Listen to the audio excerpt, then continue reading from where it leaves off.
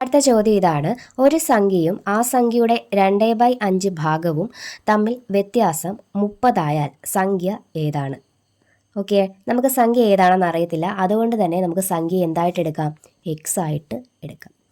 എന്നിട്ട് പറഞ്ഞിട്ടുണ്ട് ഈ സംഖ്യയുടെ, ഇപ്പം എക്സ് എന്ന് പറയുന്നത് നമ്മുടെ സംഖ്യ, ഈ സംഖ്യയും ഈ എക്സ് എന്ന് പറയുന്ന സംഖ്യയും അതിൻ്റെ ആ സംഖ്യയുടെ 2/5 ഭാഗവും 2/5 എക്സിൽ നിന്ന് കുറച്ച് കഴിഞ്ഞാൽ നമുക്ക് ആൻസർ എത്ര കിട്ടുമെന്ന് പറഞ്ഞിട്ടുണ്ട്?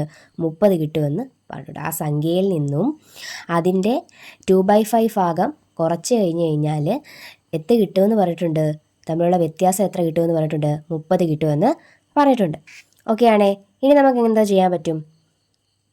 5 × x 5x minus 2x/5 is equal to എന്തെന്ന് കിട്ടും? 13 എന്ന് കിട്ടും.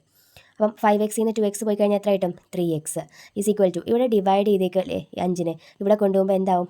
മൾട്ടിപ്ലൈ ആവും അല്ലേ? അപ്പം 30 × 5.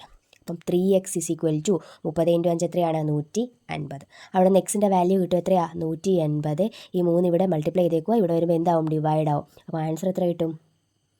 50 എന്ന് ആൻസർ കിട്ടും. അപ്പോൾ എക്സിൻ്റെ വാല്യൂ എത്രയാണ്? 50. നമുക്ക് കണ്ടുപിടിക്കേണ്ടത് ആ സംഖ്യയല്ലേ. ഇപ്പോൾ സംഖ്യ കിട്ടി. എത്രയാണ് നമ്മുടെ സംഖ്യ എന്ന് പറയുന്നത്? 50 ആണ്.